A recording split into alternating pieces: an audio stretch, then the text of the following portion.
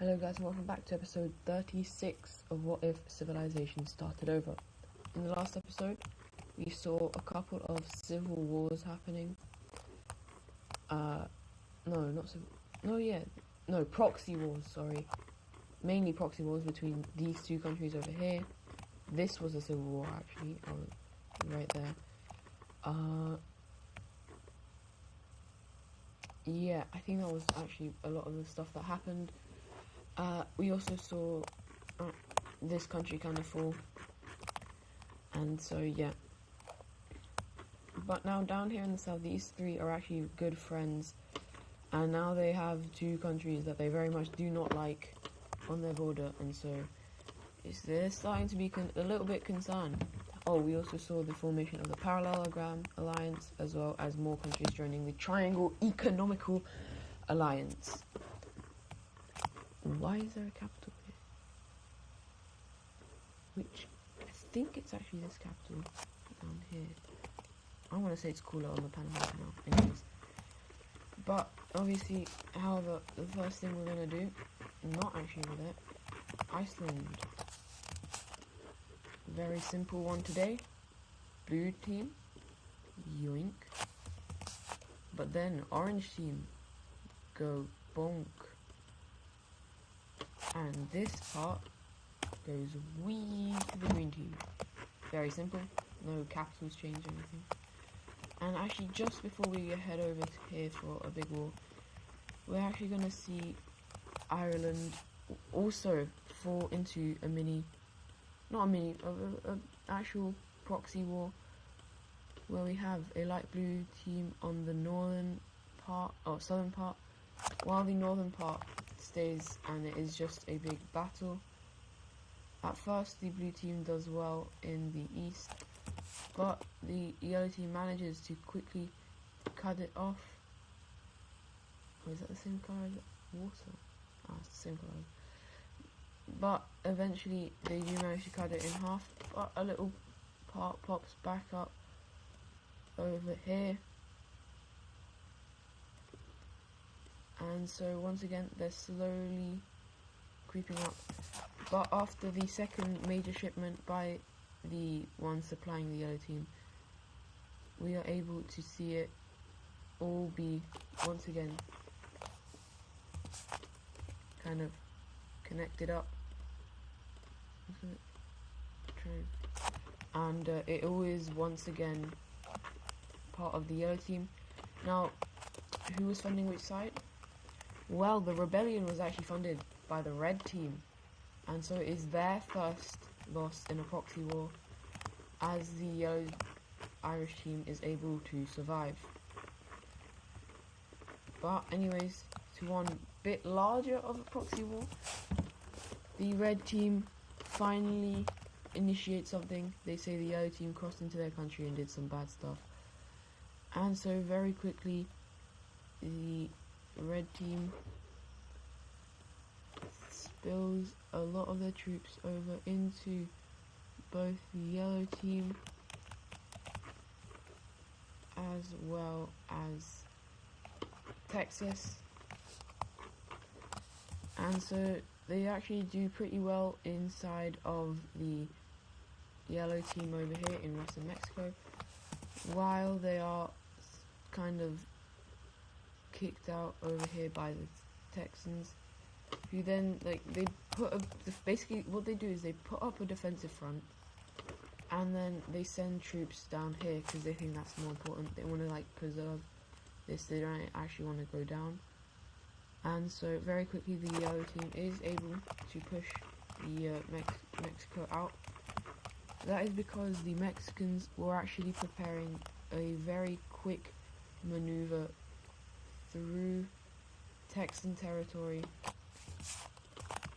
to fall back on these guys and very quickly create an incredibly large encirclement, which is slowly taken out, and some of the most troops over here have been completely killed. It's gone, and this allows the red team to continue their march along the coast, this area now isn't of use to them, and so they kind of leave it and let the Texans take it back. And the Texans are kind of like they're like surprises, like what are we meant to do? And as they continue, Mexico continues up along the coast, cutting off Baja California from the rest of the yellow team. And this thingy kind of just becomes its own thing. We don't have to worry about it now. And the red team just continues up until the Texans actually well, they start invading into the yellow team, and they're like, oh, it's to save the people. Yeah, definitely. Yeah, okay, we're just gonna take a bunch of land now. And then California, or the northern bit, is now actually gonna get most of California for themselves, and the rest of this is gonna go over to the red team. And so let's look at peace treaty. We have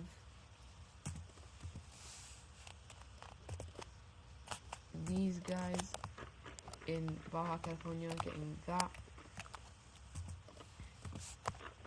The red team will get more land than they've actually taken, because Texas does kind of feel bad that they have to take land out of their ally, and so they get all of this. And then the border over here, the green team is incredibly well respected. They actually get most of the Californian area, and obviously these guys will get the rest. And the capital city of the yellow team is now gone, and Mexico is kind of long like that. Anyways, these guys need a capital, so it's gonna be right there. And well, this proxy war has ended, and these two hate each other, and they both are being supplied by one of these two. Now, will I tell you guys who? Yes, Texas was actually supplied by the Diamond Squad, and Mexico was supplied by no one. They were just that strong. The red team has decided that these guys aren't the country that they want to have on their alliance. They are actually trying to create good relations with the main American country. So far it is going very well, and the Americans are very close to being like, oh yeah, of course, that makes so much sense. Yes, we'll join your alliance. They aren't currently fascist, and I don't think that really matters, because okay, maybe that does matter. They have some blue areas up here, and let's just say these areas also have been maybe provoked by someone to revolt away, so that they decide, you know what, these guys are annoying me, let's take them out. And that is actually what happens about, very quickly. These countries, they're weak, but they're just going to be a nuisance. So these guys are like, oh my days, right? And then the very next day, another revolt, and once again they have to come in and get rid of them. And so they're like, right, yeah, red team, I agree with you, I'm joining up on your offer. And so they're not going to join you just yet, but in the process of doing this, they actually decide to invade up into this country, and because no one really liked this country, it's actually going to be supported. And that island's going to go to the yellow team, And then the green team will get all of this, while that thingy will be turned into its own country. And let's look at the peace treaty between these two, and it's going to look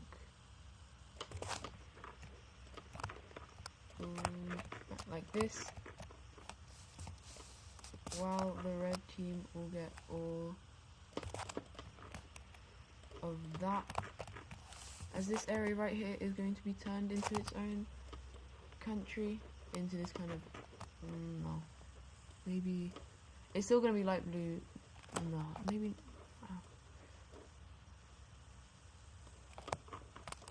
it will do this kind of, there's so many colors on this thing because I keep changing it. Right, it's a brand new government, it's this kind of blue country, and yeah.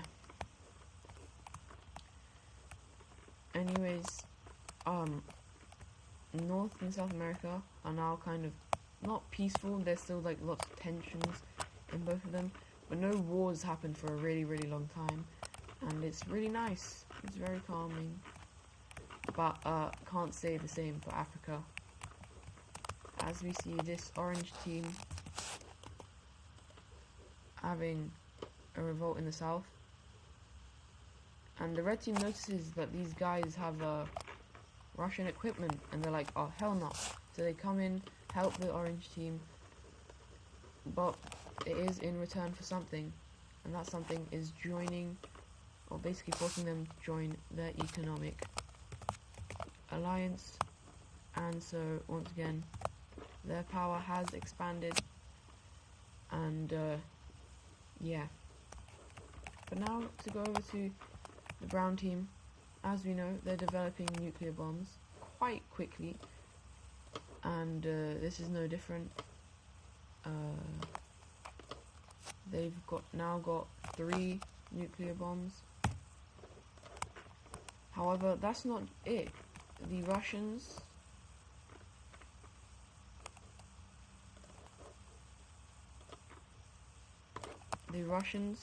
get their first one,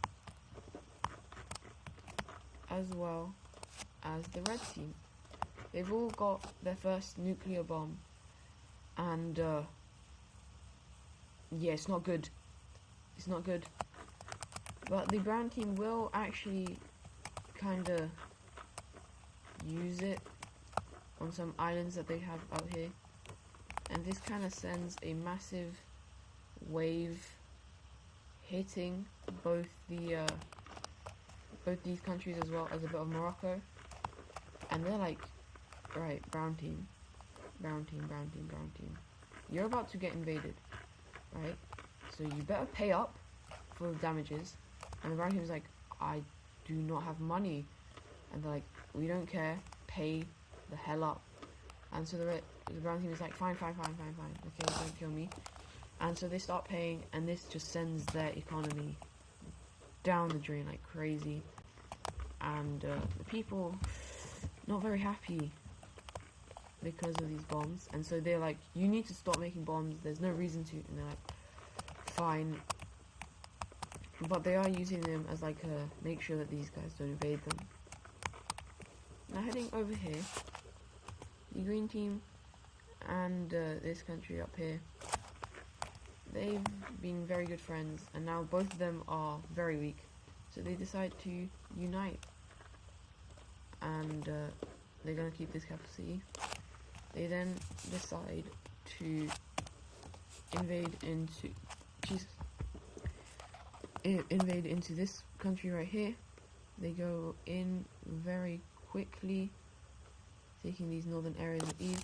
Well, then we see the purple team invading into the rest, and so we're going to have to look at a peace treaty which looks something like this, while the rest of this is going to go over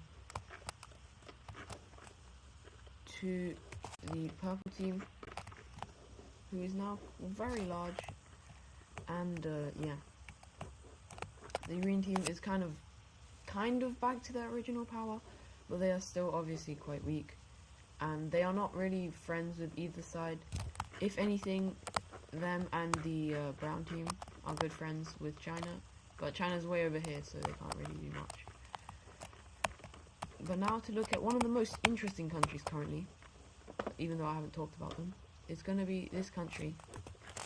Because as you can see, the Russians, the red team, and the purple team, three of the strongest countries in the world, and they're all just around this country. This country is very politically divided. We have a fascist government, we have a fascist government, and a pro-Russian government, and obviously just a neutral democratic one. But that one is going to be thrown out the window when these elections are rigged. And who can rig them the best? Well, it's the red team. The red team is going to manage to make these guys basically... No, that looks like it's more part of it. I'm trying to make it more red teamy, but I don't know. Maybe I'll make it a bit more orangey. That looks literally... Right, this is the colour that I'll use. And so they are now have a fascist government, and I'm not actually sure if any religions... Okay, they are very religiously divided, and because the red team is the one who rigged these elections, they make sure that it is the red religion that is going to be, like, not killed. And this is one of the worst, as they have so many religions interlocking, and so yeah, not good. The Russians up here are one of the most, as I think I've said it before, they are one of the most diverse countries, having 4 different religions. Apart from this one, these guys had 1, 2, 3, 4, 5 different religions. Yeah, 5 different religions. But now they are just getting rid of them. And so, yeah, this is how it looks. This is because the reason for the rise of fascism so quickly is because a lot of these countries were annoyed about what was going on, and then because the red team is one of the strongest countries, they are able to just influence a bunch of different countries into also not liking specific people. But as we're nearing the end of the video, I'm actually going to do some power rankings. So number 1 is gonna be the red team. Number 2 is Russia. Number 3, China. Number 4 is gonna be the Italian team, the Italian Union. Number 5, I'm gonna say it's Korea. Number 6 is the main USA government. Number 7 is Brazil. Number 8 is